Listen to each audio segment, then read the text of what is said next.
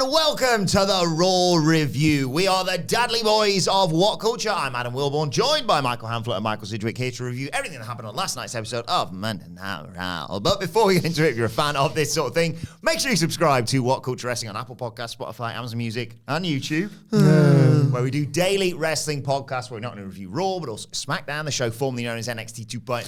AEW Dynamite, AEW Collision, pay-per-views, premium live events. We have interviews, roundtable discussions, and a round of the week complete with a very good quiz, of course, on Wrestle Culture. As I said, though, joined by Hamflett and Sidgwick to review Raw, a divisive show, at least in the What Culture office. Yes. It won't surprise people to know that I'm the one that liked it. Sadly. Twist.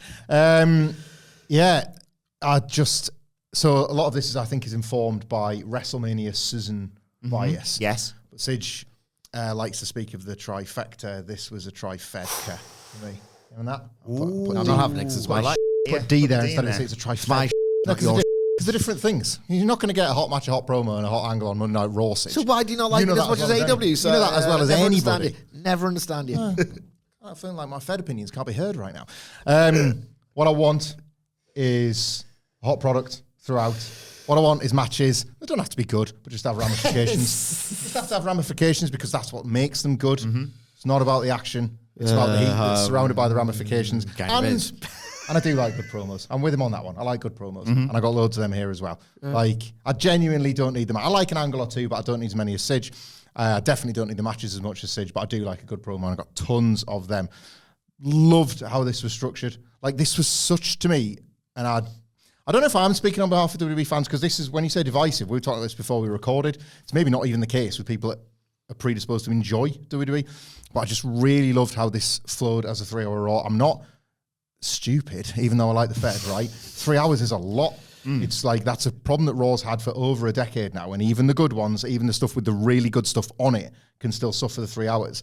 When they produce a show that has content that I like, of which I think it's been the majority of Raws for the last year and a half, but the show itself, the 3-hour experience, is an enjoyable one. I think that's something different. I think that's a level that they don't hit very often.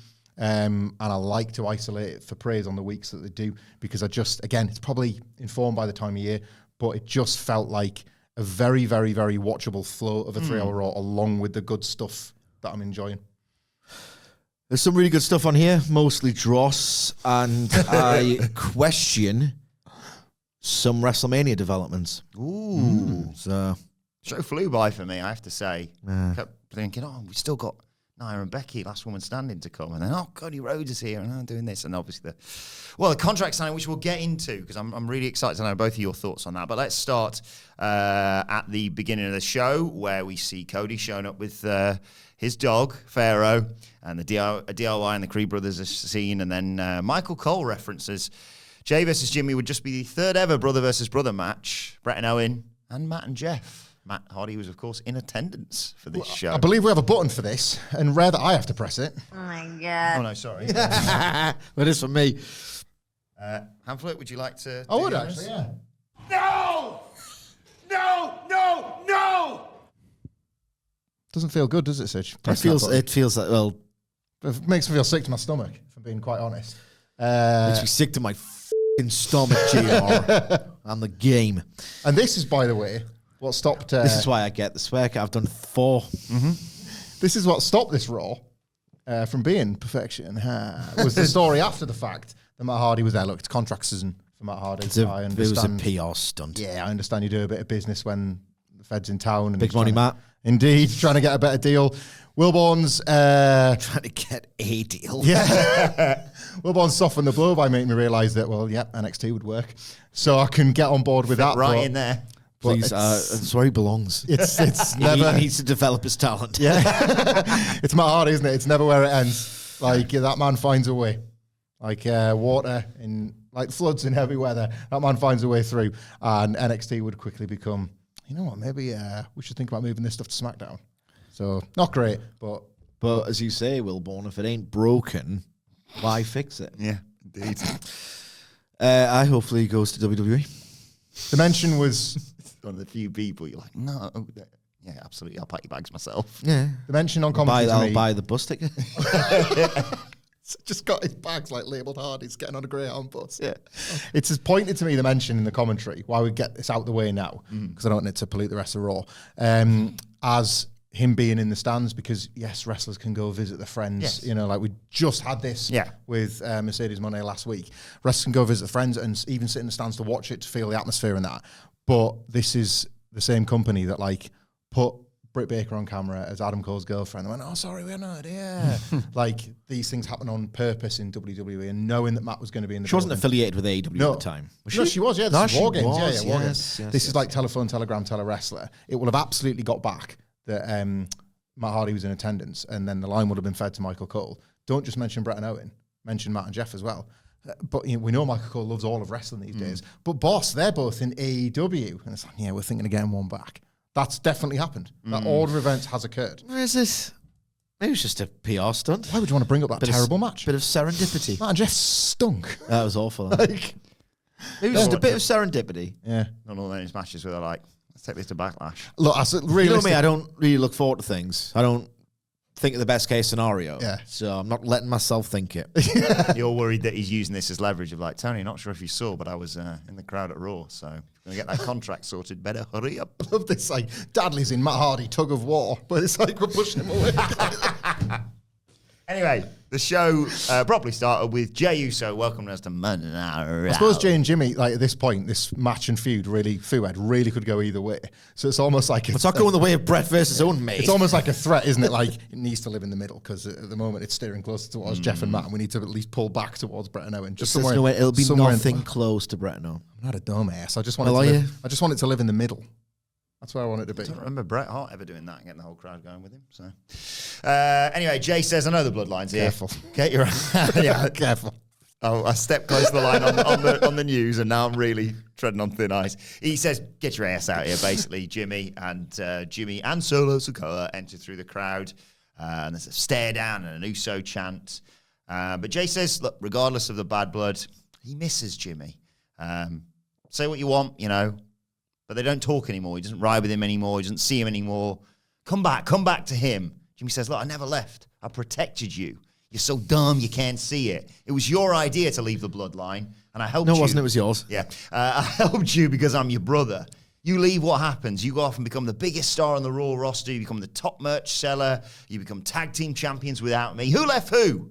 Everything you did was big, and that's because of you, big bro. The biggest moment of your career is because of me. And Jey says, no, the biggest moment of my career will be at WrestleMania 40 when I knock the yeet out of your ass. I don't know what that sentence means. But Jey clocks Jimmy, turns around, clocks Solo's jumped up on the apron, or stood on the apron, turns around into a Jimmy Uso super kick. Solo enters, grabs Jey, he's got his arms behind his back. Jimmy's going to knock 7 bells out of him. But who comes to make the save but one? Cody Rhodes! Jimmy tries to fight him at the bottom of the ramp and just gets dropped. There's a Cody cutter to Solo who gets out of there, and Cody checks on Jey as Jey's music plays and the Mania signs in the background. So many positives wrapped around an enormous negative in this segment. The enormous negative is that the story doesn't make any sense. Yeah, it's the really Story big negative. makes no sense, not but what I happened. thought it was the best story ever told. Well, so did everybody in that building because it was hot as balls, right? It doesn't make any sense. So much retcon going on here. You can pick. Although we've got to think about Johnny America. Think, oh, he likes it, so therefore it's good. You're not my friend Johnny viewing experience. He's far more interesting than Johnny wrestling. You see how that works in 2 ways. Right there. Johnny Wrestling works with the Fed. Anyway, yeah, this is the best this program's ever been, and it made no sense. Like, finally, But Raw? No. Jey versus Jimmy. Okay. The program's been kicking ass for 18 months, right? Like, this needed this. yeah. Right? There's actual heat between this. They've played on the idea that Jimmy has now cost Jey all of his big solo title opportunities, and it was just being left to fester. Again, this feud's been left to fester a couple of times. None of what was said was true. No. Right? Everything, the evidence is there. You just watch it back, and it's like Jimmy turning in Finbury, and like Jimmy even saying, like, I saved you. I got you out of bloodline, mate. You're back in it. You're loving your life. Saved from what? The life that you loved. Like, you get to travel all over the world eating sushi on planes. You saved him from that. None of it makes any sense. But what you have now, and this has been missing the whole. Like, I love clown Jimmy Uso in the summer months. Love it. But when they were definitely not giving up on this as a WrestleMania singles match, it needed to be something more. It really, really did. And in this, they've finally harnessed that amazing babyface energy Jey Uso's got. Every week I want to do this because every week I can't wait to get there and do this. Philadelphia, I'm going to be there doing that, right? I can't wait for that. But that energy was going to waste because there wasn't like a believable heel up against him. And what? Go on. That's smart ass. Right? Just that energy is going to waste. It was because there was nothing he was really having to sink his teeth into at all. Right? You had Clown Brother who ran in. That was the extent of it. The Rumble exchanges were funny. Jimmy Uso was Patter in that Rumble, but Jey Uso was the Iron Man and nobody cared. Their exchanges weren't hot. We were on the stream and I was like, this is not happening Mania. It's death. Still could be death, but I think this is the best attempt to turn it round because it was just really, I don't know, it was invigorating watching Jimmy. He bought his own bollocks, even if it was bollocks. Like, his performance was strong, I thought. Like, Jey Uso is sick of the nonsense from him, and that's the babyface Jey Uso needs to be.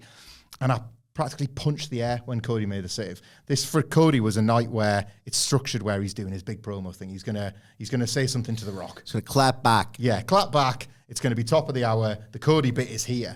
Well, no, the Cody bit's wherever the hell it needs to be because he's the friggin' hero. He's the top guy. He's the baby face, and he'll do what's right no matter. Like, he's not looking at the run sheet. Yeah. And being like, oh, well, I'm not here till the second hour. He's like, no, he's just a top baby face, and he's a good mate. And I love that. I was like, of all the people to make the save, like, Cody being there reminds you that this doesn't just have to be a mid-card concern because Jey Uso's main event in name only, really. He's not really a headliner. Cody being out there to help his friend is like, this is what we built all this on. This was like summer 2023 in a nutshell, and it just made me feel good to have Cody still having his back. And then later on, because I'm going to go it alone, Jay's like, well, I'll be there for you. You can't be. I've got to honour my word, all that sort of stuff. Oh, I love the Raw good guys. I love them. So I love this ending to it as well. Wasn't entirely a catastrophe, this. What I will say is that it's not just the logic that this is missing, it's the emotion.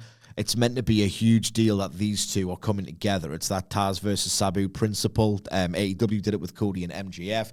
I think it's to their credit, I guess, with WWE that they've tried to really preserve this coming together. Is this, ooh, you don't expect to see this very often, and therefore it's meant to be special. But I just think Jimmy, they just completely had a with their trousers on when it comes to Jimmy Uso and his character motivations. Jimmy Puso. And the fact that he's a hypocrite and a clown. And, I mean, they've just completely, literally lost the plot here and how it should have played out. It doesn't feel like this huge betrayal. There's such a good line in here about, like, you won the tag belts with somebody else. In a different story, that's a really great beat. Yeah. Like, Jey Uso was forced to move on, and now Jimmy resents it. That could have been quite a good Jimmy use of that. Uso is not a particularly good singles wrestler, which it all has to matter at some point if you cannot get it done in the ring, even in the Fed. I don't want this to die, but it might. And Jimmy Uso has proven that he's not, like, these TV matches have completely sucked. His character is all over the place. He's a hypocrite who I just don't know. They've just had a mare. They've had a nightmare in terms of the plotting and the A to B to C. Just doesn't. It makes no sense whatsoever. I just didn't get any emotional hook here. I don't think Jimmy's particularly good. Jay, by saying, you know, I miss you, we don't really talk to each other. I felt it from him. Yeah. I did feel it from him. But Jimmy's facial expressions were just so cartoonish and overblown. There's one of them on SmackDown where he accepted the challenge of Jay, and they did the WWE thing of hold the camera on him, and it felt like about 20 seconds. He was just going. I don't think he's very good at all, to be honest. I don't think Jimmy Uso is a. The thing is, it's like, in a way, it's bad that he's a prelim comedy guy and a good tag team guy. Putting the best tag team guys. I think the Usos are completely overrated. It's like JD McDonough versus Will Ospreay, the Usos versus the Young Bucks for me. It's just levels to the exact same. They're dead. Well done. They're never kicking out from that. Just levels to the exact same style. Yeah. Just promoted under different Don't initials. disagree with that. Yeah. Just a bollocks argument somewhere. It's like I don't care about these things anymore. And they were like, oh, every bloody Young Bucks match, and they're all in super kicks, and everyone's like, literally what happens. I know, but I'm not interested in these people. I'm not interested in these people. Smart move. Yeah, not interested in these people anymore. I just don't think Jimmy Uso's very good, and I don't think his work has a lot of substance, emotion, or logic to it, and that has been pretty, I think there's been a good underscore of that when you watch him in this slot that he's just not really equipped to do. I'll say this for the feelings of this story, and again, that's why I say it was the best week for it, because I think they fought to establish something from a couple of the messes they've made with this story. And I still can't really decide where I sit with Jey Uso, because I just enjoy watching him, but then I feel like I've seen enough match evidence that he's maybe never going to be the guy, and he's a great tag wrestler, and there's no shame in that, but ultimately that's maybe where they belong, is them coming back together. Every year we talk about the WrestleMania match that could struggle on the night, and at the moment I've got big fears for Bayley and Io, right? But you're going to say AJ and LA Knight then. No, I've got no fears for that. It's going to suck, but I expect it to. That's fine. That's absolutely fine. We all need the toilet. But this one is different because I kind of expect that a bit. It's going to go in 20 minutes. And you get to go yeet. Yeah, I don't think I'll say the word yeet once. If I'm next to you, don't you worry. And you force of Wilborn, we'll see. It's 2 nights of it as well. But I think that's a test of it, Like in these smaller Raw buildings, no bother. But in a stadium, we saw ultimately the charm run out halfway through the Roman match in Detroit. Like, this has happened to Jey Uso before. The entrance that night was the best that entrance has ever looked. Yeah. And then the first sort of 5 or 6 minutes, he's going toe-to-toe with Roman. This is gripping. That match died on its arse after, by the time it hit the 10-minute mark, we're still doing this. Roman's going to win. How's it going to happen? This one, I'm not even saying it now. Got a feeling, guys, this one might not work out. It's right now it's not working out, and we'll see on the night if they can sort of reverse that. We'll get a video package for, what was briefly match of the year in 2024, Becky Lynch versus Nia Jax, which is tonight's main event. And Adam Pearce is having a row with someone on the phone when Paul Heyman approaches him and says, look, Jimmy and Solo weren't authorized by anyone. Not The Rock, not Roman Reigns, not anyone in the bloodline. And now, trust me, they'll be gone from the building. I'm only here on official business, and I'll leave once that business is over. But when I do big business, everyone's going to be caught off guard. And that's not a prediction, that's a spoiler. There it is. Then we got our next qualifier for that 6-pack tag ladder match thing. It was Regeneration X, DIY, Gargano and Ciampa versus the Creed Brothers. I had a load of fun watching this, I have to say. I was conflicted by this because I thought it was just great, and I thought they, made the Creed Brothers look fantastic in defeat. But I also watched that and I was like, so why aren't the Creed Brothers in the ladder match? This is the exact same thoughts and feelings watching it. This is the point for after the match, really, but I'll say it now because it reminded me of SmackDown as well, where I was sort of within this tag thing. I'm still not mad into the ladder match, but it was done and bait, where gradually I was thinking, I kind of really want them to win this, and I'd Pretty Deadly look like they're going to nick it, and I thought, they've actually got me. Something I think I've realised with this build specifically, and it's about bigger picture, fed better than it used to be, is that the years and years and years of the wrestlers that it's my dream to get on WrestleMania. I sort of resented them for it, because it was you're a big loser. You're just not going to, because you're not a bigger star as the ones that come around. You're not getting the Undertaker match, and you're not getting the Shane McMahon spot. So tough asshole, and it was part of the system they were in. Yeah. Whereas I think I just like this version of it more, that I buy it. I think with Baton, they've made the final, and I really want them to make it onto the card to get this one more crack at the belts. I had it here, really I wanted the Creeds to win, but they did sort of work me, and I was buying that DIY feel like they need this. Yeah. They've lacked any kind of validation from this company card, that they've loved, that finally it's maybe going to love them back for a second. I did quite like that by the end. I started during this match going, maybe there's some way where or certainly throughout this show, where it was they're not going to throw out, the New Day versus Akira Tozawa and Otis, or not going to have a no finish for that. So I'm starting going, maybe the Good Brothers do something, or AOP and the Street Profits, but then I remembered that's just one side of the bracket. Yeah. I'm desperate to just be can we just not have that and just put the Creed Brothers in, because they're mint. Last Chance Losers Battle Royal, please. Yeah, but there's not enough spaces, so I'm I'll make it a 7-pack for all I care. So we get the dives from DIY early Look at on. that thought process. Wrestling's so stupid. It's not 7 packs of beer, I'm afraid. So there can't be 7 teams in one match. Can't happen. So DIY hit dives to Plus 7 in the Elimination Chamber. Once there's only 4 pods. It's like, Yeah. just the third man in the ring. Well, DIY hit dives early on to take us to a break. When we come round, Brutus chucks DRI all over the place. Julius comes in. They double team Ciampa. Julius does that spot where he gets someone in a vertical suplex on his knees and then gets him up and does a delayed vertical suplex. Kicks ass.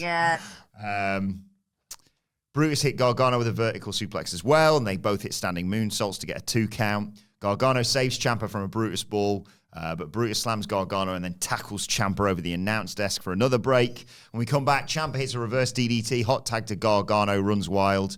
Ciampa hit Julius with a second rope air raid clash for 2. Julius and Ciampa exchange, and then Julius puts him in an ankle lock. Gargano tries to make the save, and Julius power bombs him with one arm. Oh my God. he did the thing he does, and it's always good. It's the best. Too good. It's better than these lot. Gargano and Ciampa both get put in ankle locks, but manage to get out of it. And I thought they were going to do the FTR spot for a split second, but they reverse, put them in cross faces. Creeds fight out. They just. I'm right in thinking this. They did just pick them up and chuck them at each other, didn't they, basically? Yeah. They both hit Ciampa with moonsaults, which gets a 2 count. They set up for a Brutus ball. Ciampa slips out of it, though. Cradle. Brutus breaks that up. Gargano gets rid of him. Julius has got a cradle on Ciampa, but Gargano super kicks him. Ciampa reverses the cradle. 1, 2, 3. DIY qualify for the Mania match. I'm really hoping Sid's got the same flashback here. The Doomsday reversal was Steiner's Beverly's from the Rumble, isn't it? Like, it's a really hard thing to pull off because you've got to be like, hang on, you're so tough, you're just holding me on your shoulders. And I've got to go, and it's like, it sort of takes a lot of athleticism and you've got to buy the wrestlers doing it. So it's a great spot that not a lot of teams can pull off together. These two, I just got totally worked. Again, like, I felt a bit of magic for DIY. I think it's been a good few months for them. Thank you, the mates. Like, for getting them going, for making them make sense in the main roster in a way that they're like kind of bland matches weren't. They're bland characters and they needed a bit more. As I said at the top of the podcast. So the answer to everything for you is just become a clown. No, but like, be a clown and then like pivot a little bit to care a bit when there's ramifications. Okay, and there's okay, ramifications like Sprinkle them with some Miz dust, basically. Miz dust and a few steps. Miz dust, steps and bits. Like, Simple. It did. This tournament has really, really worked. Honestly, like, I don't think this is what did you say on the SmackDown review? It was like, tag division's just stacked. It was like, no, it's just big. Like, but that's all right. Like, because then I did really want the Creeds to win going in, but I did get worked. I thought DIY had a really great night here. There was a sense of panic about, for them, it feeling like a last chance. I don't have, again, it's a lot of this is big picture, a lot of it's faith in the system. If this isn't the Creeds year and they don't get onto the card, like next year is, or the year after is, we are just getting started with them. And in a promotion that makes sense, that's all right. There's a lot less to fear now about, like, every WrestleMania was just death or glory for all these years. And it doesn't have to be that way. I get why the wrestlers would think that, because you just never know if it's going to be your time. But like, look at Julius Creed in this one. Like, I don't want to understate Brutus's contributions to the team, but like Julius Creed, as like Sidge identified from the early stages of NXT, is going to make it to the very top. Drafted him for your roster, didn't you? I did, yes. These as a tag team have got a longer road to travel than just this WrestleMania. It doesn't necessarily feel like that for DIY, and I just thought, it wasn't just like the action, which was quick and fast and DIY of old cruiserweight classic stuff. The facials were good for a change. Johnny Gargano, like, end of the world stuff actually sort of made sense. And Ciampa helping him over the line reminded me of the 2016 days when it was like, you kind of need your big mate to get this done. There's a lot to this, I thought. You're right. At 41, Gargano and Ciampa ain't going to be tagging. Yeah, it's like, that was the problem. They come up to the main roster and like Johnny Wrestling said, great to be here in the big wide world, WWE. Mate, like, I've seen you at this for like 6 years. Like, tell a different story, and I think they have. Yeah. I was into this. The action was really, really hot, really well worked at times. And I will say that the layout was one of the more, is that harsh? Because I thought the last 10 minutes of the gauntlet last week were really, really clever. But on that gauntlet, I would argue for the second consecutive week, Triple H, who I keep being told is really good at the basics, really good at the simple stuff, this timeless guy, it's great, never goes out of style. booking guy, Booker. The second consecutive week, he's put 2 babyface versus babyface matches on, and the babyface, I'd argue, didn't need the win or wasn't the one I personally liked the most, has got away with one, stolen one. Like, I'll get onto my thoughts on the whole Sami Zayn, Chad Gable situation when that arises. But again, it's like the Creeds are better and they're cooler and they're fresher, and I haven't seen them wrestle enough matches for a lifetime 2018. You know what I mean? Like, I will say that it was weird, like, you know those matches where the Young Bucks versus Jurassic Express, right before they do the Lucha Brothers cage match, that happened on Dynamite. Nasty Boys versus the Hart Foundation. That sort of tag match where the walls seem to be closing in on the heels, but they just do a smash and grab and get away with it. That had that exact feeling with DIY wrestling here, but they're meant to be the baby faces I like. Yeah. It was like this really potent strain of like, no, they're going to do it, they can't do it, they can't find a way, look how good their opponents are, bloody hell, they found a way, and it's the baby faces. Do you know what I mean? Like, that's how it played out in the last few minutes. Like, really, really, really, really shockingly dramatic. The last 3 minutes of this were like, bloody hell, this is some match, this is. But again, I've seen enough DIY to last a lifetime. I feel like this has been a litmus test for a lot of these teams who you can't really tell. It's like, again, I think it's a busy division, but not always a particularly good one. He has booked tag teams again. He likes them more than Vince McMahon ever did. But I think this tournament has been a good test of like seeing who the over ones are. And in this case, you put 2 ones against each other rather than having maybe the over team and the less over team. Which is why Bruce hit a cannonball off a ladder. That's a thing. Yeah, they are doing things that you want to see more than DIY. But there was almost an element of, like, you've still got it to DIY here, which normally is saved for, the wrestler that's almost retired. There's a bit of, like, internal, I would speculate at least, there's no, there's probably a bit of internal wrestler motivation here. It's like where they're getting their at the boys backstage and being like, next year, kid. That kind of thing, that way to keep them keep them hungry. They'd be starving at this rate, right, we go backstage. Andrade's there. There's no... Wrestlers are starving, which I hate.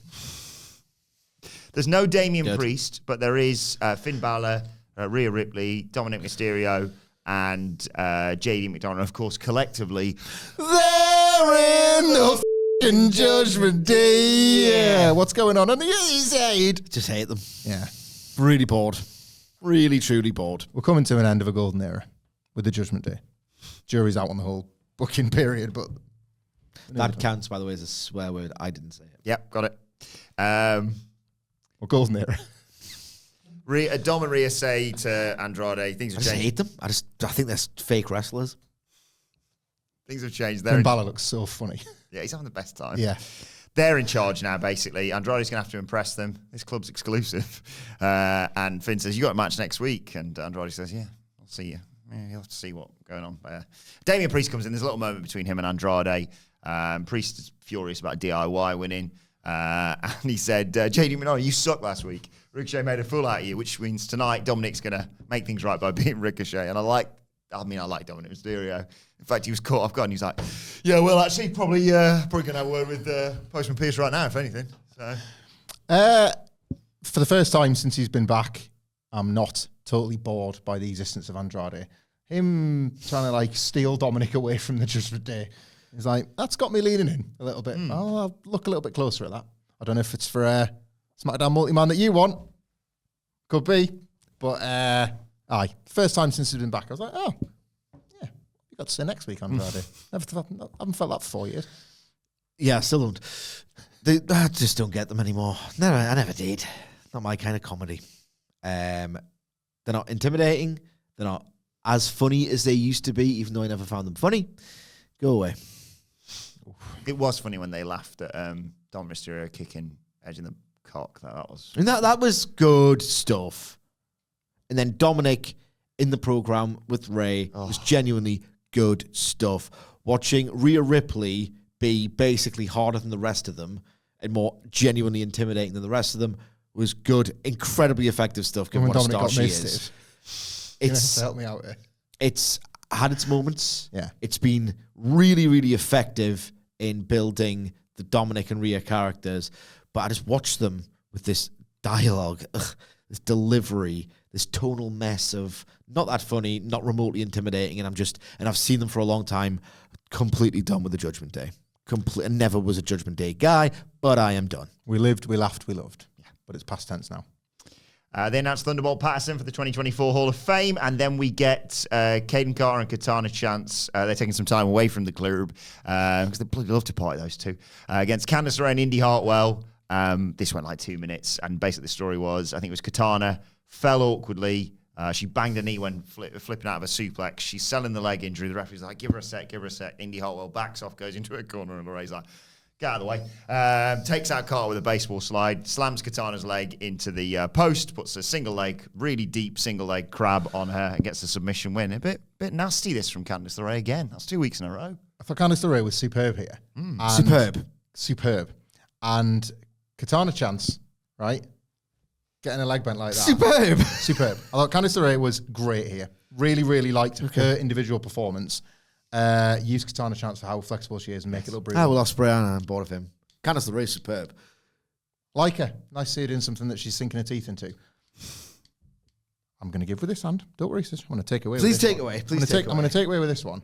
Already, I am sick of pig thick Indy Hartwell.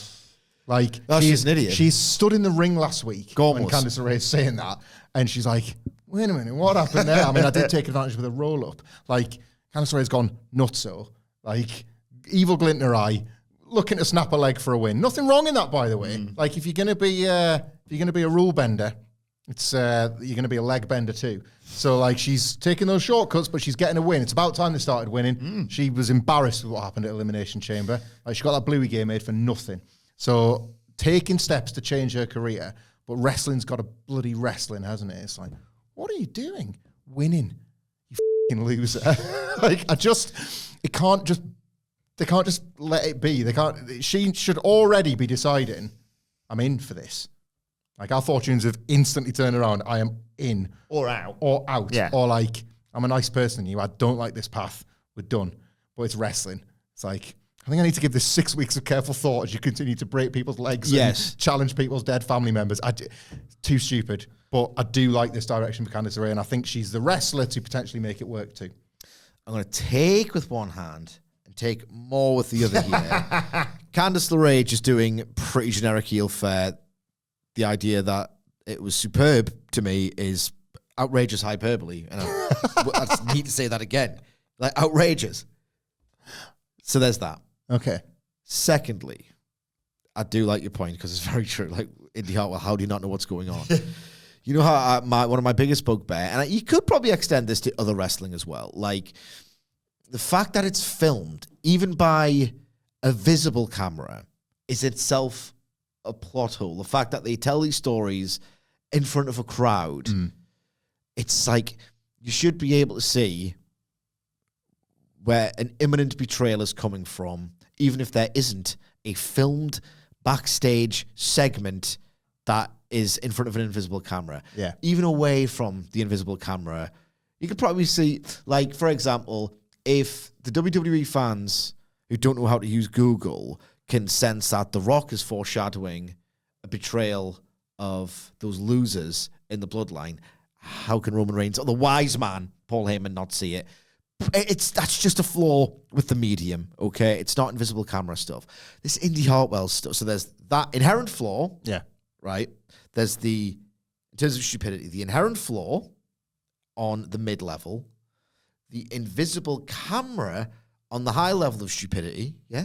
And then on the highest level of stupidity, you got Indy Hartwell. It's not like, oh, why don't you watch the show? It's like she's getting clockwork oranged. Yeah. The footage in front of her eyeballs, and then the next week going, I hadn't seen nothing. Like, one of my pet hates is when you get a sneak attack from the front. You know, when the way they have to shoot it because wrestling's dumb. It's like, oh, well, they're coming down this corridor at quite a pace. I'm going to get speared. Right, we get Cody Rhodes next. They aired clips of The Rock on SmackDown, and Cody Rhodes comes out, And what do you gals want to talk about? I don't think he actually said that this week, but still. God damn it, I'm in hell. He says... I love that, like correcting yourself that because he didn't say it, not because of that like performance of it. No. Sorry, guys, that was inaccurate. Don't make me break out the Joe Biden impression. People love his Joe Biden voice. What's your Biden? I don't know. It's just... I'm not playing around, guys. Becky's got to finish the story. Apparently Joe Biden's in the family. That was news to me. So Cody says in less than 3 weeks' time, he's going to be in the main event of Mania, challenging the title again against Roman Reigns. And this Friday, he's going to have a conversation with Roman. But there are complications, namely The Rock on Instagram, The Rock concert. Too bad he couldn't be here tonight, though. But he noticed on the Instagram videos not how he responded. Well, we'll get to how he responded to Cody's emotional promo in a short while. But he referred to himself as our favourite heel, and that means Sidgey's the bad guy. He's seen a lot of heels in the past. Bobby Heenan. You're being a dick. He said, we're not insulting people here, which I thought was good because WWE has for years insulted my intelligence. He was again drawing that line between the alpha of old versus what it is to be a man or whatever in 2024. He talks about Alan Anderson, Michael Hayes, Ric Flair, all heels. He says, Rock, I don't think you're a heel. I think you're an asshole. But he didn't want Rock and the Seven Bucks team to get upset. There's no crying in wrestling, he says. Rock mocked him for getting emotional last week, but wasn't Rock the one who was crying behind the scenes this entire time, crying to his buddies on the TKO board? He thought it'd be great PR for WWE until he wasn't, and all the signs and reactions happened. But the board was filled with yes people, which is why they initially agreed with The Rock. They weren't going to tell The Rock the truth, but Cody Rhodes will. He says, look, Rock, you're a lot of things, a lot of wonderful things. You're the great one. You're Brahma Bull, etc., etc. You're the only guy that Cody will ever stand in the ring with who belongs on Mount Rushmore, but you're also a whiny bitch. Don't think for 2 seconds that this locker room needs Rock more than he needs it. Why has Cody Rhodes in your head become Dax Harwood? I don't know. Slash The Undertaker. What do you want to talk about? The business. What else is there? You ain't backstage talking about the business. You ain't backstage. There's tequila and family. Man, the three things in life. Business, family, and drinking out of f***ing vases. Because a glass ain't enough. Like Brian Potter and Phoenix Knights.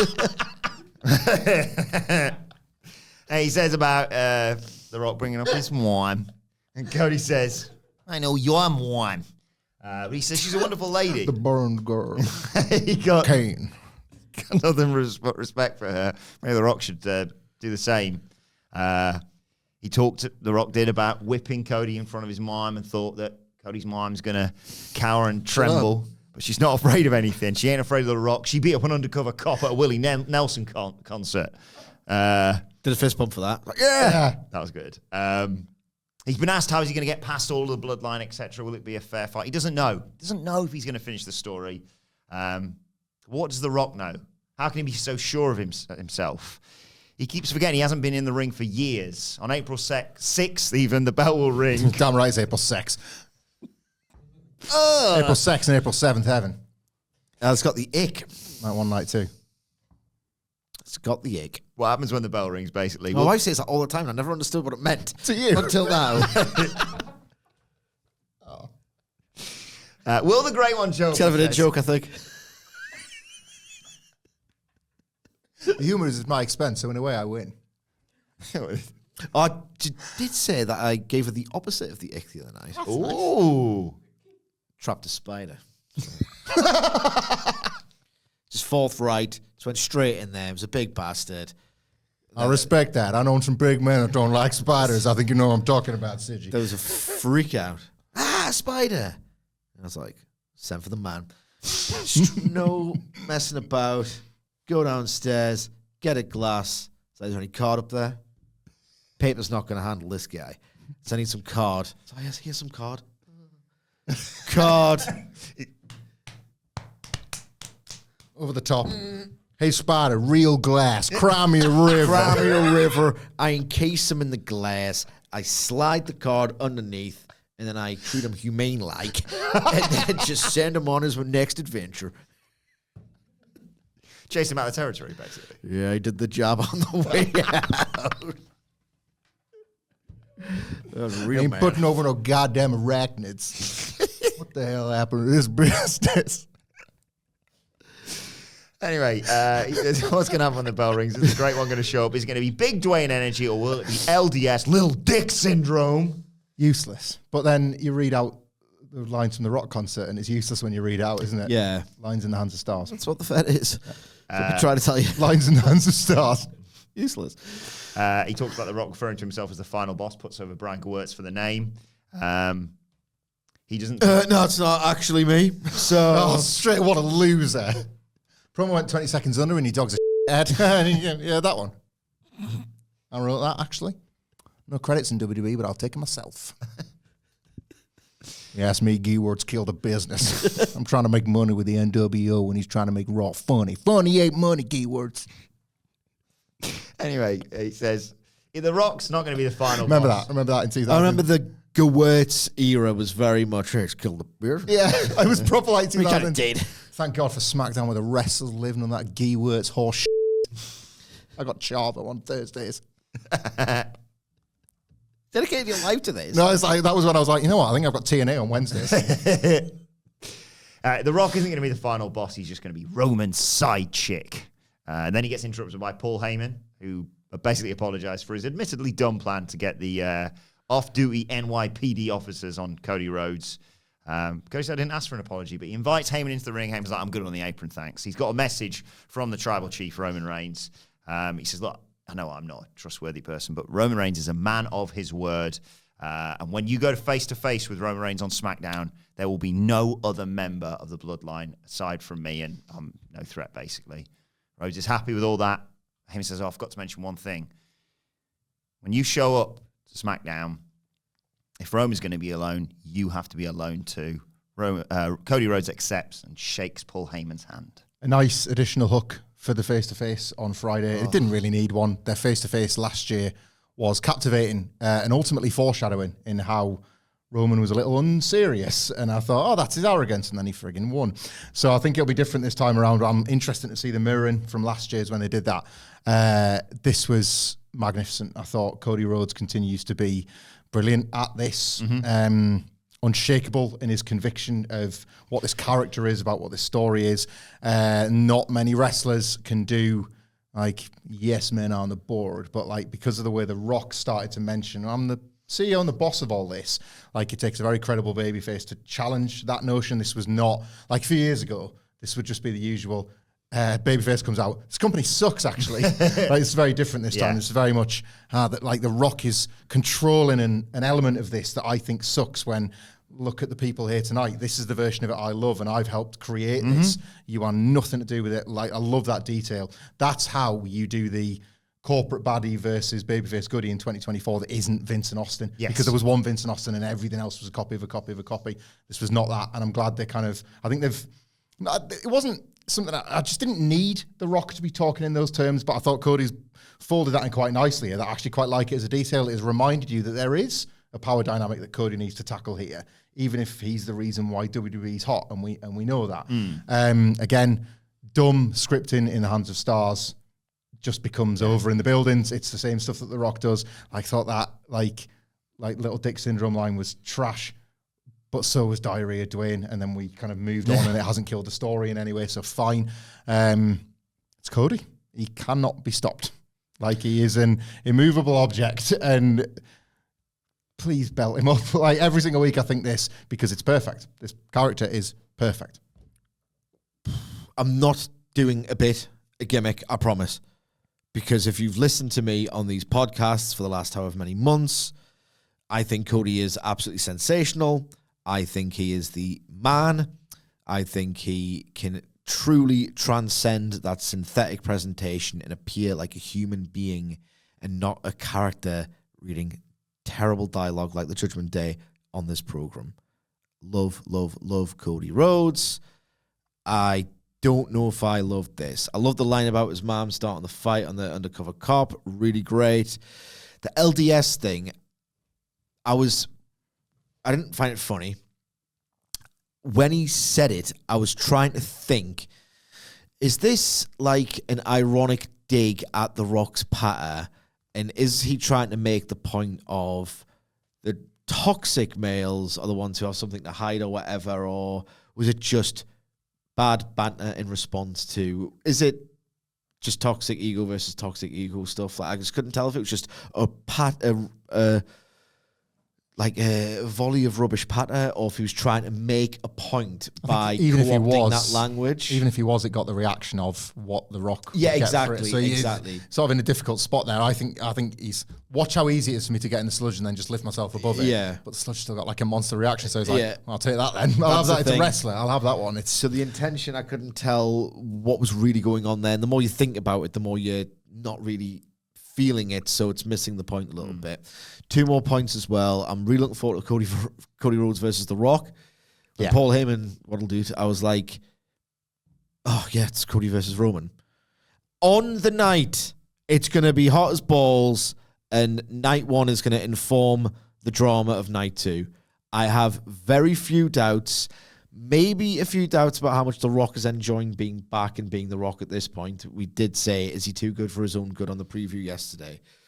So I'm not 100% convinced that it's going to go perfectly on night 1 in terms of the story told, in terms of the atmosphere, the split in the crowd.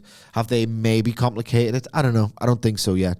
But it's a mild concern of mine, and it is because I do feel something a lot for Cody Rhodes. But Cody versus The Rock just feels way bigger. It's threatening to completely overwhelm the build. As I said, on the night, it will be fine, I think. I truly wish Cody Rhodes had just worn his normal suit. When he comes out with the black shirt and the black blazer, it's like he's trying to put on an affectation of being, I'm gonna swear tonight. I'm going to go Homelander on your ass. I'm going to go know Homelander. the reference. Yeah. I'm sorry. I forgot to mention that, yeah. That was he did it when he dyed the hair, didn't he? And it was like, yes. Homelander, idiots. I was like, Yeah. sorry. Like this. Sorry, Cody. I didn't need the black shirt and the black blazer with the idea of being, well, I'm going to swear tonight. I'm going to be a bit more of a badass than he used to.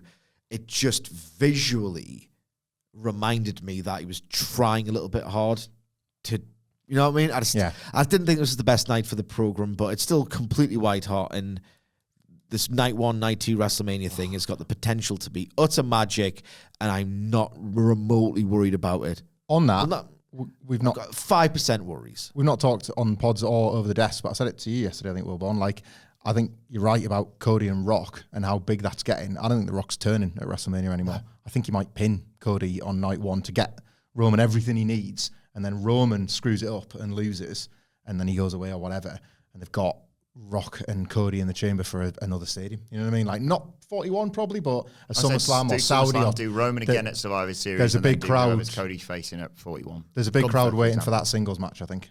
And seems like they've included that in the pivot, I guess. It's like, well, people are going to really want this. Let's make them want it as well. It just doesn't have to be for right now. I could be wrong. Maybe it all just does break down at WrestleMania, but it does feel like they're going to let this one simmer a bit because Cody and Rock is hot stuff, isn't it? It's the match and not the match at the same time. Yeah. And we got as well, throughout the rest of the night, Jay approached Cody in the back saying, look, I'm there for if you need me. Cody's like, no, I'm going it alone. And we had one with Seth as well, I should mention. But immediately after this, we had Nia Jax cutting a promo saying Becky Lynch has never beaten her and never will. And she's going to take her spot at WrestleMania, basically. Then we got Ricochet versus Dominic Mysterio. Dom's in control after an early break because of McDonough, who's out there, of course. An X Factor on Ricochet. Got a 2 count. Goes for the 3 Amigos. Ricochet reverses the second suplex with a suplex of his own, though. Dom avoided a splash. Ricochet super kicked him, knocked McDonough off the apron, but Dom tries to use the distraction to hit a 619. Ricochet ducks it, hits a recoil, wins the match, and then manages to escape Gene McDonough, who tries to attack him afterwards as well. Like, match was psychologically very, very sound. Dominic can do nothing. Ricochet can do everything. How does the rubbish one dodge the good one? Like, structurally, spot on. I felt nothing for any of it. And I know there was a numbers disadvantage, but I didn't really love seeing the mega athlete like dip out of the way of the Judgment Day NWO B team. Like, unless they are keeping like a Braun Strowman return extremely quiet and the team are getting back together and they just absolutely decimate these 2 losers next night. That's like off the top of my head. That's not. I'm not trying to get this booking out of trouble of Ricochet because the match was all about he's class, he's useless, and then just thinking, oh, we've got to make sure that like we keep Dominic and JD McDonough strong. You're trying to do too much there. Speaking of trying to do too much right, I don't know how good Ricochet is anymore. He's not in a system where there's a crowd that's going to react to his style. We saw it with the JD McDonough match. They're just not really into it. And it's not on the level of what he was doing in like Dragon Gate and New Japan and PWG and all the rest of it, right? Because there's certain times I see Ricochet do things, and it's like, I understand what he's trying to do and why he's trying to do it, but the effect on me is just, right? He took I can't remember when this was, I think it was a GIF or an MP4 loop on X, where he takes, I think it's a phenomenal forearm of AJ Styles and just does a backflip. Another one you're thinking of, yeah. It's stupid. I understand that that's his style and that's what he's good at and all the rest of it, but in that it just looks stupid. This is, like, even by my standards, a really pedantic gripe, but I think it's illustrative of the wrestler Ricochet has become and how it's just not going to work for him, and the overcorrection just can't deal with it. Watch him in the split second before he pins Dominic Mysterio in this match. The most theatrical movement of his arm and flop into the pin attempt. It's like, you don't have to maximize your milliseconds. You know what I mean? It's like he's trying to do something. Especially not you. Yeah. He's trying to do something, anything at every moment to get something out of this career that's, quite frankly, after the Logan Paul stuff, not really working out for him in WWE, and it just isn't, and you're a liar if you say that it is. Just that wild flail to try and get something out of a pin to impress. It's pure desperation in his work, and I find it really off-putting. I don't totally disagree. There's definitely something to, like, you've got to work to your audience, and Ricochet, in spite of how good some of the stuff looks, often doesn't. Like, at this point, we're down to what? Like, the gorgeous shooting star press? He's a catchphrase. Well, it's all about, like, AJ Styles sort of, I think he thought he'd figured this out when he signed for WWE, and it's like, use some of your biggest stuff. He did for a while. Yeah, on the biggest stage, make it count. Like, some of the stuff he would use in that Survivor Series match against Brock Lesnar wasn't coming out before then, because it's like, right, I've got loads more that you don't see every single week. Ricochet's that wrestler too, but it still needs to be, I don't mean to sound like an online grifter, but it does still need to be the story, or it needs to be the character, or something that you can sink your teeth into. People will still talk about, like, the time he flipped out the ring to stare at Velveteen Dream, and that wasn't even a move, but that's just like, here I am, look at how incredible I am physically, you know? Like, there are moments wrapped within that NXT run, like, that people will still talk about as Ricochet's best bits in WWE, because he simply hasn't, it's not that he isn't replicating the spots, but you can't remember an over-the-top rope running Hurricane Rana in the main roster. He's probably done 10, but you remember the one he did in Adam Cole at a TakeOver. Like, the double rotation 450 that he did at War Games. I feel like he's done that at least once on the main roster, and I cannot tell you when that is. He's a good example, as we went into detail on last week, which on a video you can still watch about, in terms of where him and Ospreay have, like, travelled, about how, like, you do still have to think about your audience. Like, maybe it's too lazy to say he would fit in AEW, but I think he would have a better first night in AEW than the last 5 years. They're more receptive to that style of wrestling. He'd have a great debut, more than anything he's done in the main roster on one night in Dynamite. Like, and I don't know what I love the Braun tag. So when Braun is fit, the answer is probably in that, because he felt like he had a personality. Right, let's get on to Gunther, Sami Zayn, and Chad Gable. Do it all in one go here. Yeah. Even though it's separated, but there's a match in amongst all this. Sami Zayn approaches Chad Gable in the back. He says last week's match was an honor. Hasn't been pushed like that in a long time. Could have gone either way. And Gable's just like, yeah, it was great. Zayn's like, what's wrong? I'm like, come on, Sami, work it out. Gable said, look, last week's match meant more to me. And Zayn's like, come on, that's not fair. I've got a family at home. My kid cried when I lost as well. We've all got kids. Yeah. You can't tell me what this means to me. Boys. Because you don't know what it means to me. You get it? No, I don't. Gable said he knew all of that. The issue isn't about that. Zayn was like, what is it then? And he's like, you can't beat Gunther. And then we go to the contract signing.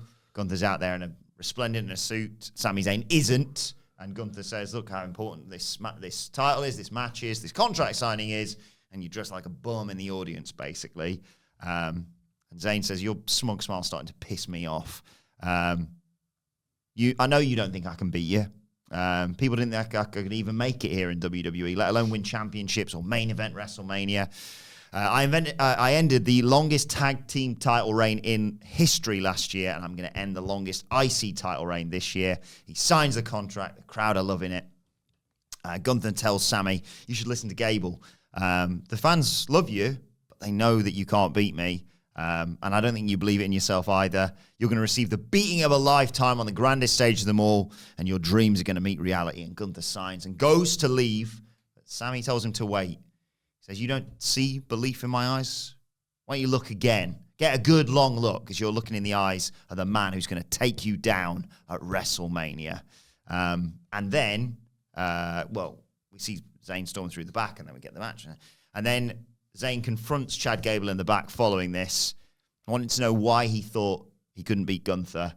And Gable's like, this isn't just a physical game with Gunther, it's mental. You made a career out of being the underdog that kind of gets out of any hole that he's in. You find the window of opportunity, but that simply doesn't happen against Gunther. He's a different kind of animal than anything you've ever faced. And if you don't change your mentality, you won't win. Big stuff, this. Arguably, potentially, hyperbolically, the real WrestleMania main event. No, it isn't. I know, we got to get a title out of it. Just play the game. but in another year, There's literally 2 main events, and they're both much bigger than this. in another year, title, and it's going to get SEO in there, so come on. in another year maybe.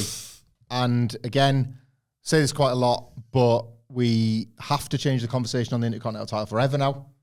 Like the Brett, Shawn, Razor stuff is dead. If you win that belt, and this is to Sami Zayn and Chad Gable and everybody else, if you win that belt and you're not upholding what we thought about it while Gunther's got it, then you failed. Like, you rehabilitate that belt for a reason. It's not like Gunther has rehabilitated this reign has rehabilitated it, a Booker. Triple H has rehabilitated it too, it's everybody. But then you have to put just as much care in after the fact, and that's pressure, and that's good pressure. Yeah. Because all Intercontinental title builds should feel like this one. It should matter just as much to the next challenger it does to Sami Zayn here at WrestleMania. The years that this belt didn't get defended on WrestleMania and nobody gave a toss, right? Or the years it was thrown up in a multi-man because it was just something to do for a bunch of guys that you forgot to come up with any creative for, and it's February. Yes. Like years and years and years and years. And nobody really flagged it as abuse to that belt because, again, you lost faith in it. There was 2 world titles. There's 2 secondary titles, and this one used to have meaning. We're back. Like with the Intercontinental title, we're all the way back, and I love that a program like this is a reminder of that, because we're here at WrestleMania yet again, like we were with the Gunther last year, and I've had a 24-hour reversal where I thought, the thing about Sami is I love him, and he can talk me into most things, but he can't talk me into thinking he can beat Gunther. Well, he has. So, well done, Sami Zayn. And I know that's a subjective thing, and everyone's going to have their own feelings, but I just thought Sami Zayn was exceptional here. He used the exact same line he used against Roman Reigns about winning that title, and he failed. It's kind of about as close as you can get to the old guarantee of victory without betraying yourself if you fail, and that's a really hard tightrope to walk, and he walked that. Sami Zayn can do it better than most. So I should never have doubted him. That was on me. Gunther, fantastic as always. He again measures exactly how to be an arrogant sports entertainer without ever being a cartoon. It's almost, he sees it as disrespectful that you think you can beat him. And that's an attitude that I like out of my dominant champion. Hamflet bingo coming because Triple H found a link that I hadn't thought about. The ending a title reign last year that was the longest of all time. That's good stuff. Yeah. Sami Zayn has, there you go. I have got previous, and here's how. I hadn't even considered that. I'd forgotten that Uso's reign was as long as it was, and brilliant. That's what I want as a... One thing might get in Gunther's head, and it's that. If you believe all this to be real, that's the thing that Gunther should be thinking about, should be gotten to, because on this stage, you haven't done it like Sami Zayn's done it, and I'll buy all of that. On Chad Gable, Sidge mentioned last week that he thought a heel turn was incoming, and I still think that might be the case, but I could just as easy see that as a screws him out the title out of resentment, or uses this as a, he's negging him into beating him, and then waits for Sami to win because he's got his own doubts and his own sort of lack of self-belief over Gunther, and then beats Sami Zayn for it as a heel. For Chad Gable here to say beforehand, you can't beat him. Now go out there and speak to him. And then afterwards bollock him for not having the commitment. It's like, you're the one that put that doubt in his head, you little bastard, right? You made a point in the office. half flippantly, but then the more we all sort of thought about it, oh yeah, maybe. Like, Chad Gable joined Imperium, bit weird. Chad Gable believes the ring's sacred, and he was wearing a suit last night. Sami Zayn wasn't. He was dressed as Gunther would like to be a challenger for the Intercontinental title, the prestigious Intercontinental Heavyweight Championship. He was dressed for the part, but it's not his part anymore. So I quite like those little details as well, to be a little bastard and then have Sami thinking after the fact, like, oh, and you put me in the map. I was ready to go and sign a contract, and you've made me feel bad about this. So I just thought the way that it was all structured was really nice. We have made a point on this podcast to not go hog wild in the praise of, thank God Kevin Dunn's out of here. But that was a really nice shot. Following Sami Zayn all the way to the back to feed into the Awesome Truth coming in, and then like you having a minute to sit with Sami Zayn. It reminded me of when John Moxley stormed into the building. Like, a man is pissed off about a thing, and you're going to sit with that for a minute. Like, I can't remember WWE ever doing that. Probably somebody will correct me if they've got a better memory for this in the comments, but like, considering what he was walking out from, and the challenge of his life since the last challenge of his life, last WrestleMania, I thought this was a really inspired choice to have you go on that little journey back with Sami Zayn to go and find Chad Gable. Yeah. All right then, mate. And then Chad Gable was like, yeah, but also this. You've changed the rules. Like, what are the rules here? And the rules are, it's really hard to beat Gunther. Like, best bit of a Raw that I really enjoyed, a stunning bit of work. And as I say, yeah, the main events are stacked and jacked. That's clickbait, sorry guys. But like, on another year, in a different time, in a different PLE. Could be match of the weekend now. And yeah, in a different PLE, in a different time, and there's a frigging big one coming in Berlin. This is headlining without a doubt. Gunther's class, Sami Zayn forever. I'm in. It's all right, you know, this is good. I feel like I'm taking crazy pills. From my vantage point, what's happened here? And I will hold my hands up if I'm wrong and WrestleMania unfolds in a different manner to that which I expect. I think what's happened here is that they've said to themselves, Gunther is not losing the Intercontinental title. Right, what do we do now? This doesn't, and I would argue can't feel like all or nothing drama. The guy you really want to win going up against the guy who doesn't lose, because they want to keep hold of one record when Cody finishes the story, and all of this stuff surrounding the Intercontinental title just feels a little bit lesser than it could be. If it's not, I don't know what you do if you don't want Gunther to lose the title. I don't think there's a particularly good way of telling that story, because it just feels like, I've said it with Gunther, when was the last time he had one of these? He is meant to be the guy who has great wrestling matches in WWE. That's kind of his gimmick. I think he's great at being that sort of elegant, like, sanctimonious, just great presence. But the whole idea is he is meant to be your great match generator, and I'm sorry, that's the gimmick. When was the last one? The last great Gunther match? I don't know. I love the Jey Uso one, but I know you weren't as high on that one. But I thought that was strong. You didn't go that high on it. I remember I sat here with you. He's not hit the heights of the stuff he was doing with Sheamus. There's levels to that. Again, and that I will absolutely concede. Yeah. Like, I think like he set standards that he himself has not always kept. Yeah. But I think he was that itself was like a level. I'm ready for him to level up. I think he's done what he's could with this Intercontinental title. I feel like it's a big Triple H book and crutch, these long title reigns. I don't necessarily hit great heights every single week. So I guess my feeling, and it might be completely unfounded, that there will not be a title switch at WrestleMania is informing my about all of this. But from my vantage point, what they've done here, and yes, Sami Zayn will always get a reaction on the night, but the general mood surrounding the Sami Zayn character is that he's not as hot as he was last year, and people kind of wanted Gable. This could have been the making of him. This guy, you could argue, is one of the most talented baby faces of a generation that only just is recognizing how good baby faces can be. He toiled away, just being great for years and years and years. He's not obviously getting his moment. He's probably going to turn heel. And I just think there's maybe a bit of lingering indirect resentment from my personal towards Sami Zayn. And I know he got a huge reaction last night, but the general consensus online, which might be a bubble, was, Sami, not Chad. Well, you drew that comparison earlier on, didn't you, with DIY and the Creeds again? It's like, that's what I'm saying there's twice. 3 wrestlers now that I would rather see than the 3 I've got. Yeah. And I don't think that's particularly effective booking. I like to look at what could have won. Chad's thing is a gamble. I'd like the Gable gamble. I think it is going to be the making of him. I think this. I still, I trust WWE. I let it play out with this company. Yeah. And I think that, I think eventually, one way or another, like it was sort of joking, and then I was like, well, that could work maybe. I don't know, with him in Imperium and what have you. But like one way or another, Gunther is having a huge match in Berlin, and that could be him winning the world title. It could be him losing the Intercontinental title. I don't know.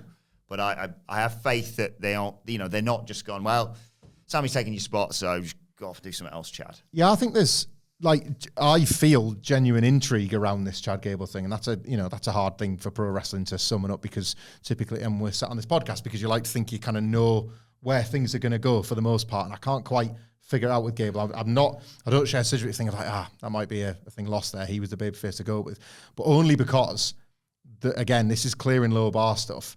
It's not let it play out around, let's see where this Shorty G goes. Like, this feels like investment in a proper Chad Gable. But I do take, and I felt it certainly before. I felt it this time last year with Cody Rhodes. I was like, you get one goal and you've just blew it. Like, Gable's been lucky to get several goals, so you never know when it's the last chance for him. But I get it with Chad Gable. But I do understand, like you say, if they are going, we have to have Gunther retain. And by the way, what a huge story that would be, that every other title changes hands and Gunther still walks out as Intercontinental Champion. And again, about records falling and stuff, it's more promo material. Yeah. It's more, the mountain only gets steeper and harder. But in terms of if he is retaining, I can't think of hardly anyone better to have Gunther face for a just not quite there match than Sami Zayn. I'm so excited for this. Yeah, I just think what's happened here is that they've got a babyface who kind of could have had that one big win. And I'm never saying it's as simple as, you put him over, he gets it over.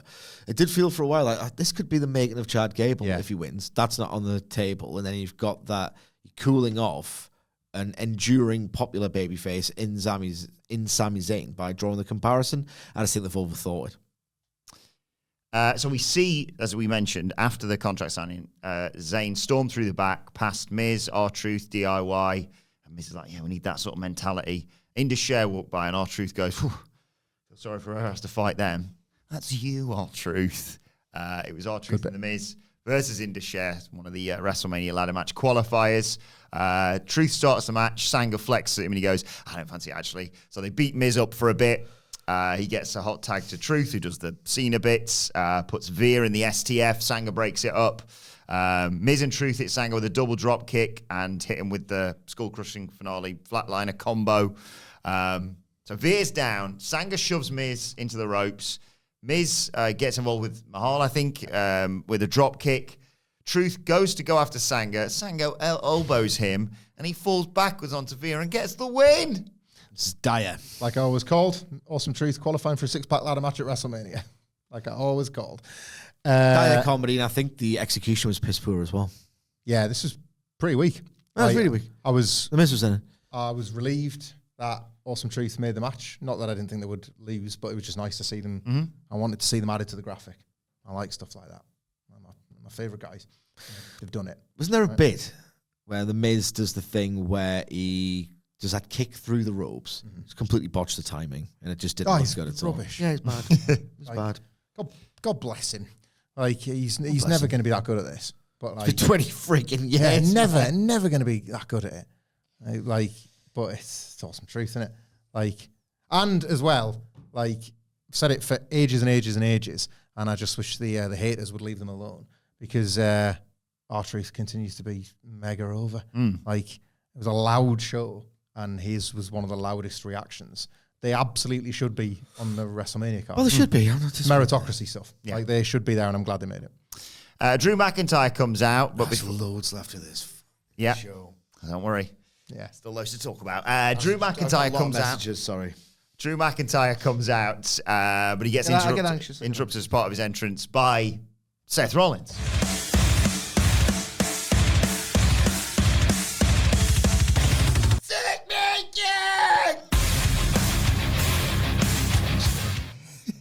breezes past Drew, apologizes when he gets in there, says he didn't see him. He's busy soaking up the spotlight.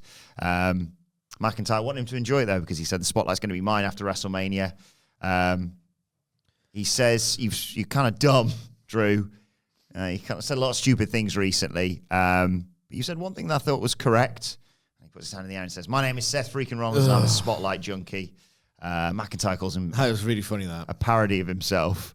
The only thing McIntyre cares about is their match. The punchline's going to come when he beats Rollins at Mania. But Rollins said that wasn't a joke when I called myself a spotlight junkie. I've been doing this for 20 years, and he loves the feeling when he comes out on that stage. It gets better every time when the crowd sings his song. It gives him the fix he craves. He's going to make the Bloodline his bitches on night 1, and the spotlight's going to be on them on night 2. McIntyre said he's almost glad to see this side of Seth Rollins, but he made a mistake making the spotlight about the Bloodline. Rollins has worked hard to make this belt the workhorse title. Spotlight should be about that. But he's not going to get the moment he deserves at Mania. Drew's going to get the moment he earned. And Rollins said, well, you're a spotlight junkie as well. You won the spotlight because, WrestleMania, you won the title years ago. It was in an empty warehouse. You fumbled the ball when you got the chance again. I shine the brightest when the lights are on. And at WrestleMania, you're going to find out, Drew, you're not as good as you think you are. This could have been terrible, and I thought it ended up excellent. Honestly, like the start of it, like the spotlight junkie, I was like, what are we doing here? It's crap, man. And in fact, what I think happened was they gave him a diarrhea Dwayne in order to start cheesy and get... It was like it was a device, ultimately. It was like a load of bollocks that in it, Seth. And then like Drew calls it, Seth calls it back, and all of a sudden you've opened the door for Seth to pick at this hypocritical Drew McIntyre character in a way that nobody's really been able to do yet, because he keeps validating his point. He's had to validate his point all the way to get to this match at WrestleMania. And only now can somebody be like, well, here's how that's bollocks, and it's about time somebody said it. It's about time that you were called out for it. And you've kind of forced me into this by calling out my nonsense as well. You're just as bad as me, but here's the deal. You're not even as good as me. And I just thought, like, again, like it was a groan-inducing line that became something so much more. For all that Drew McIntyre deserves all the praise in the world for this character, and he is fantastic at it. He's fantastic at performing. I loved, again, the use of the Punk stuff here, not least because it becomes canon again next week, and we're going to see how that all plays out. I know I was like high on Seth Rollins for how he survived. I felt he survived the 4-way promo thing and thrived.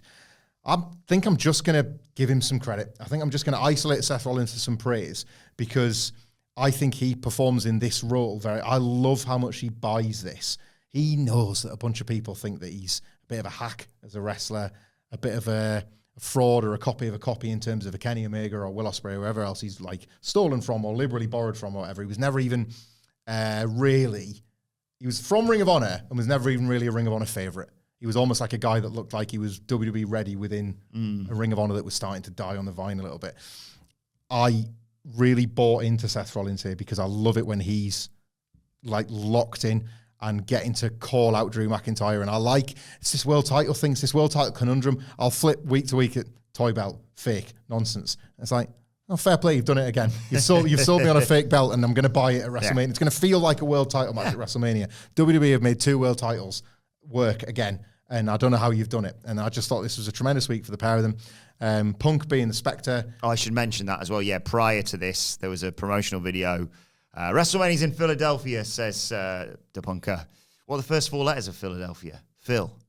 Well, they're not invited. Rubbish. It never matters. It popped Mr. Chambers of the What Culture Parish, that's for sure. That's his name too. It never matters to CM Punk. He's going to be there. Oh my God. The quality of this promo didn't matter to Michael Hamflett because he's going to be there, and I just like lost it. Like him, like obviously putting that right before this allowed him to be the Spectre in all of this so that Drew could reference it, so that Seth could be like, look, get your eyes on the prize, mate, because it's not CM Punk. Like Seth resents CM Punk's involvement in this as much as Drew, which is why this is quite nice. Drew's little I saved WrestleMania t-shirt because he's bailed out the main event in Punk's absence. Like, I thought it was going to be really difficult to have a character call out Drew, and they found a way to do it that I thought was quite elegant. Seth Rollins is a geek. Seth Rollins, I'm sorry, he's just an unfunny geek. And when he did that Spotlight Hog business, if I'm to have... Am I being told by WWE and by Seth Rollins that he did that as a sort of a way of, like, like self-aware bollocks. He was daring Drew, and then so we could catch him out, basically. It's just indistinguishable to his usual terrible patter, his usual awful bants. I think I like this team. Honestly, they're lining up, two cards, a second card. They're lining up two cards that I just think feel stronger by the week. Like, I've enjoyed getting things made formal, ultimately. I'm a match graphics guy. But, like, I just think, like, this card is another, like, again, like last year, it's another Triple H. It's top heavy. It's top heavy, this card. It's only because There's more cool programs than hard. Only because the top is so heavy. Yeah. No, like, again, I think this, like last year's WrestleMania, is feeling to me like a bit of a flex from Triple H. Like, these are the characters you have watched all year. These are the characters you are super invested in. They're all, feels to me like most programs are peaking at the right time. Like, most They matches, need to get on with this Seth True thing. This did nothing for me. I just think they're all of these matches are standing up for themselves, I think. Like, that's why I like this Raw. Like, it was just like one of them sort of, it was a WrestleMania preview show dressed as a Raw. You just felt like every single segment, with the exception maybe of Candice LeRae, I guess, was focused on, like, WrestleMania for these, WrestleMania for these, WrestleMania for these. It's far superior way of putting over WrestleMania in all the years when the geeks would come out and point at the sign and keep their fingers crossed. Like, I'll again, this is the basics that I think he does well. That I know you disagree, but this is what Seth I think Rollins he gets right. He's just a dork who isn't funny. I just cringe whenever he's on my telly. I just do. Becky Lynch says she's just weeks away from Mania. She's risking it all tonight, though, because that's what she does. She takes risks and loves fighting. She's going to be the last woman standing, basically. And then The Rock's announced for Raw, the go-home Raw ahead of WrestleMania. Oh my God. CM Punk and The Rock on the same goddamn card. I mean, that'd be pretty cool. Hottest show in the friggin' world. And I should mention as well, Liv Morgan approached Becky Lynch as she was going out for the main event. What's the deal? When Punk first came back on that SmackDown and they thought, we're going to give you a backstage look at him with like 6 guys. Oh, he's going to bump into Kofi. He's in the same room as Cody Rhodes. There's Kevin Owens. What if they do that with The Rock? That'd be pretty cool. Awesome. Becky Lynch wondered if she had to watch out for Morgan tonight. I'm going to fly says, to America the next day, but I'm not going to need a plane. Those two come face to face. I'm going to fly straight to the fucking sun. You need Back 2 weeks down off. You need 2 weeks off the Fed. It's an addiction. Damn right it is. You need 2 weeks off, man, I'm telling you. Before we get to the main event, though, it's time for another WrestleMania qualifying match. New Day versus Otis and Akira Tozawa. Otis ran over Woods and... Like Adam Copeland over here. He's a wrestler over here. We get the gyrations from Otis. New Day gets sent outside and Tozawa hit a big dive to take us to a break. When we come in, Otis and Kingston tag in. Otis hits Kofi with a back elbow, knocks down Woods with a clothesline, slams Kingston, hits the Caterpillar for 2. Missed a splash, but Tozawa made the tag. He hit Kofi with a flying crossbody for 2, but Woods comes in and hits a tornado DDT for 2. Tozawa takes Woods down off the top with Hurricane Rana, hits diving senton, but Kofi Kingston breaks up the cover. Kingston gives Otis a tornado DDT outside the ring. Tozawa tries for a Hurricane Rana. Woods blocks it, though. Spinning sit-out powerbomb and the flying elbow drop gets the 1-2-3 for the New Day. They qualify for the WrestleMania ladder match quite rightly. Yeah, but like too much of a foregone conclusion for the bumps. Like the obvious winner and obvious loser to the extent where like, why are you doing all this to yourselves? Like not a cat in hell's chance. Like obviously you get banana skin wins and it's a real surprise when somebody gets in unexpectedly. This wasn't going to be it. And I too have enjoyed the New Day finding like a different gear in 2024 through the Imperium feud. Probably should have found another tag team if there was one kicking around to make this look like this hard fought win, because it was a stroll that they all wrestled as if it was a struggle. And I just thought, like, there's too much very, very intense wrestling happening in front of me for something that nobody in a million years buys. Like, that was the result of. So a bit of a waste of the time. fun bracket of the qualifiers. Yeah. I didn't have much fun. Like, I'd rather just said on the New Day get past because of class. Yeah. Like, then save yourself some bumps around WrestleMania season in case you risk it, like breaking your arm or something. Yeah, I'll never remember this in a million years. Yeah. Before the main event, they acknowledged Becky Lynch going to the White House. You winding me up Folks, here. I'm not kidding around here. She needs to be Rhea Ripley and become champion, folks. Let's go get some ice cream. Becky Why Lynch. have you... It doesn't matter, just go on. We're already wasting enough time as it is. Becky Lynch, Nia Jax. It's not going to say before the main event for the things that happened in the third hour, in the first hour. You just got me excited about main event time, and then you pulled that rug. Well, it's because I wasn't kidding around here, Sidge. We were at the main event. People love it. You got to give the people what they want. That's what Excalibur tells me all the bloody time. Last woman standing. Jax knocks her down to the floor. We go to a break. We come back, and they're both having a bloody. At no point in this podcast have you criticised Michael Cole for saying the same things. Oh, I'll talk about the commentators. It was Pat really McAfee sucks. funny when Pat McAfee nearly injured himself falling off the chair doing the Jey Uso thing. I hate him so much. And if he tore the muscle off his bone in his knee. I might do that at WrestleMania, actually. My 16-year-old Smiths fan heart is repelled by his jock energy. Yeah. I love it when he did that. Let's get in my belly. They come back from a break. Becky Lynch is having a nightmare setting up It's a like table. podcasting with Raj Giri. So's Nia Jax. You take that back right now. Anyway, Nia Jax chucks a bunch of chairs in the ring. Gives Lynch a Samoan drop onto the pile, but Lynch obviously beats the Rajgiri, more like Rajgiri, Radge. That's why that joke works. Lynch is a bulldog onto the chair, goes something off the top, but Jax just swings a chair at her if she comes off it. I like this match. Yeah, it's class, this. Wasn't that good? Jax gets hit with a she hits Becky with a kendo stick, body slams Lynch onto a chair and hits the leg drop. She does the sitting on the chair and choking her. But Becky Lynch scrabbles around, grabs a kendo stick. That wasn't and manages to bad. Get away from it. Jax responds by just smashing Becky in the face with some steel steps, but she misses the leg drop on her apron, my hole. And Becky Lynch gives a DDT onto the stairs, and they go to a break as Becky Lynch is sliding a table into the ring, because that's what the fans want, of course. Jax puts Lynch on a table outside the ring, starts climbing the ladder, but Lynch rolls off, and as Jax goes after her, surprise, she hits her with a fire extinguisher in the face. Lynch tries a spear through the table that's been propped up in the corner, but Jax just catches her and Samoan drops her through the table. She hits an annihilator as well, and Becky Lynch just beats the count, rolling to the outside and landing on her feet. Nia Jax set up for a big Samoan drop off the apron through the table, but Lynch fights out of it. Manhandle slam off the apron through the table, which looked awesome. Big happy. Jax just beats the count, but she's struggling around. Oh, bloody hell, she's leaning on the announce table, still recovering, and whilst that's happening, Lynch has gone to the top of the ladder, hits a huge diving leg drop through the announce table, and the ref counts 10. Becky Lynch finally defeats Nia Jax. Great finish, and Rhea Ripley comes out, and there's a stare down to close out this show. Becky Lynch is just one of the best wrestlers in the whole stinking Fed. Honestly, man, everything here was opportune.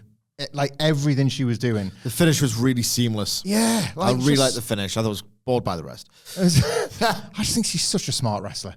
And I'm maybe praising her for the basics, but I just don't think there's enough of it now. I'm reminded of, we were talking about with Scott this morning, but the Christian Jungle Boy coffin match. Christian works the entire match on escape, and then he'll cheat a bit, and then he'll get caught out, and then he'll escape again. Didn't do a single offensive move. There's not enough of it, genuinely. And Becky Lynch has entered that tier for me where I watch her match and they're just so sound, she's thought through. I've compared it to Bret Hart before on this podcast, and I still think that comparison's hold true. Sometimes the execution isn't anywhere near Bret, but that's not Becky's appeal. Just structurally, God, she thinks. She sits down and she thinks, and you can tell she sits with the wrestler and makes sense of their stuff to help make sense of her stuff for all of the beats to flow perfectly. She knows what she's doing with Nia Jax at this point. But this was going to be different because she was going to win. So it's how can I, as a selfless babyface, show even more ass before I get the win? Because this can't have been for nothing. Yes, I'm finally, theoretically slaying the dragon. She's not pinned her, so they can absolutely revisit if they want to. I don't know, but they could. I love it. But I love these two together. But I've had a complete 180 on Nia Jax in the last year or so. I think she's sensational. They've got good chemistry, they do. Yeah. But Becky Lynch is different gravy. Absolutely. And I just thought, again, she was never, babyfaces can't be on the run. But, this was yet another, structurally wonderful Becky. I love watching her work. I have such high hopes. Again, is that the one that's going to let down tonight? Because I've got such high hopes of what she can do with Rhea Ripley. That has the potential to be absolute magic, and a totally different kind of magic to the Rhea Charlotte magic last year as well. There's a different story to be told there. Becky Lynch has told it with Nia. She's told it with Charlotte. She knows how to work a Rhea Ripley and just make something special, and I really hope they do it. I really do. Thought the finish, I love a plunder sequence that flows elegantly into the next to make it look opportune. It's just one of my favorite things, and specifically in that kind of match, but in wrestling in general. And I was pretty bored for the duration, if I'm being perfectly honest. I think we've talked a lot about like 5-year deals and wrestlers being around forever and all the rest of it. And it's like, for me, Nia Jax has impressed in this comeback run. Looks a much better... Is it just a low bar that's just not killing people and just doing the really limited one-dimensional role that she could have been doing all along? Was she not so completely reckless? She is now a bit safer, she's rediscovered aura, and that's really important. But this is why a wrestler like that, in the days of yore, that archetype of wrestler would go, right, done here, go somewhere else, done here, go somewhere else. Seen enough now. Oh, can she be taken off a vertical base? Even Sid going to play softball. It was like, that's good, actually. Yeah. Take 6 months off Sid because he's going to come back and be class again. Like, there's a lot of, can she be removed from a vertical base? Yeah. It's like, well, she can, and she will most matches now. And it's like, my tastes have evolved. It's a very 1980s but good style of wrestling, and she's done it quite well, but that's the most you'll get out of Nia Jax. And I've seen enough now, but what a finish. What a great finish to the match. And I echo everything that Hamlet says about Becky Lynch. Well, let us know your thoughts on Monday Night Raw in the comment section below or on X at WhatCultureWWE. Watch, so you can follow all three of us. You can follow Michael Hamflet at... Michael Hamflet. You can follow Michael Sidgwick at... Sidgwick. You can follow me at Adam Wilborn. Follow our brilliant producer at It's Adam Nicholas. And make sure you subscribe to What Culture Wrestling, wherever you get your podcasts from, for daily wrestling podcasts. We'll be back later on today to preview the best wrestling show of the week, NXT. But for now, this has been the Raw Review. My thanks to Hamlet Sidgwick. Thank you for joining us. And we will see you soon.